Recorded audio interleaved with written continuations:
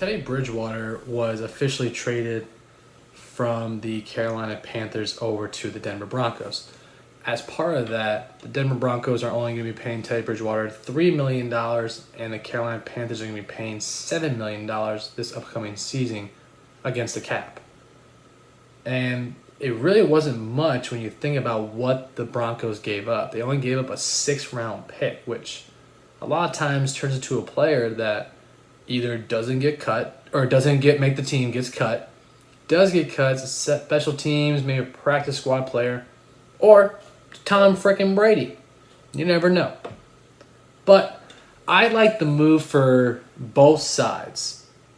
And when you look at Denver, look at their situation, Denver seems like they're moving on from Drew Lock, or they're at least going to push Drew Lock to be better. The Denver Broncos are, it seems like they just get these veteran quarterbacks and it just doesn't work. So, okay, let's bring in a rookie quarterback, and that really didn't work either. I don't know what it is. But Drew Lock is entering his 3rd year for the Denver Broncos.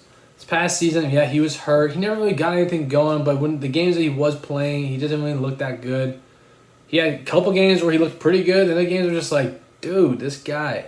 Like, I was really on the Drew Lock bandwagon. I thought he was going to be a very good prospect. Someone that could just develop over time, and then it just hasn't worked out. And I know it's only been he's only had a year and a half as a starter, but he hasn't played a full season yet. Now, as Drew Lock should probably be a little concerned, obviously. You just traded a 6th-round pick to get a quarterback who, let's admit, Teddy Bridgewater has proven himself to be at least a viable starter in this league. A 6th-round pick for him is nothing. There's two good things that can come from this. One, you push Drew Lock to be better, or you have at least a solid starting quarterback in Teddy Bridgewater. Drew Lock, we just don't know what he's going to be. But Carolina, when Carolina first signed Teddy Bridgewater, I was like, oh, that's a good dude. That's a good move, you know? But then they signed him for the big contract. I was like, a little too much money. Yeah, I get it. He was 5-0 for the New Orleans Saints when Drew Brees went down that year prior. But, man, there's a lot of money to give Teddy. So Denver gave up a little bit and is only going to be paying Teddy a little bit this coming season. Now, for Drew Lock, again, use this as motivation to push yourself. Clearly, Denver doesn't believe in you. That's why they made the trade for Teddy Bridgewater. And for Denver, I don't even know if I want to draft a rookie quarterback at this point, because now you got you're going to have 3 quarterbacks that the fans could be potentially calling for.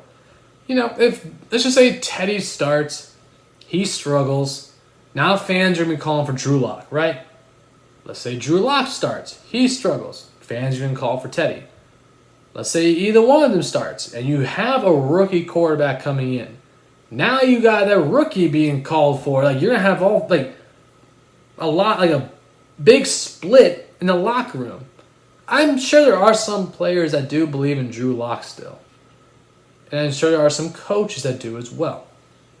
But clearly the GM and John Elway and all of them don't believe in Teddy Bridgewater right now. Or, in Drew Lock. Now, looking to the Panthers. This was a move that they had to make. They had to get rid of Teddy. Because the last thing you want is Sam Darnold looking over his shoulder to, could Teddy go in if I struggle? You want this fully to be on Sam Darnold. You want this team to be fully around him. The Carolina Panthers are not going to go and win the Super Bowl next year. We all can agree on that. They are just not in a position right now to make a Super Bowl run. But they can at least make an effort to try and get a playoff push just to get to the playoffs.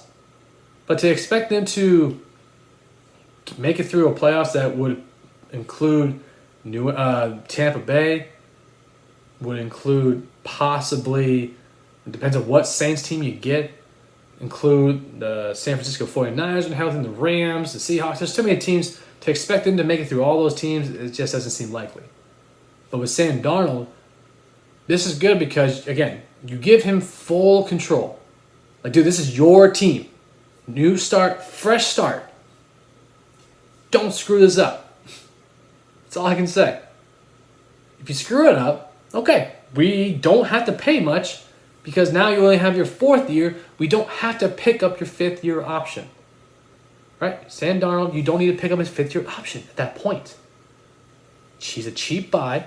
That's why they made the move. They didn't give up much for him.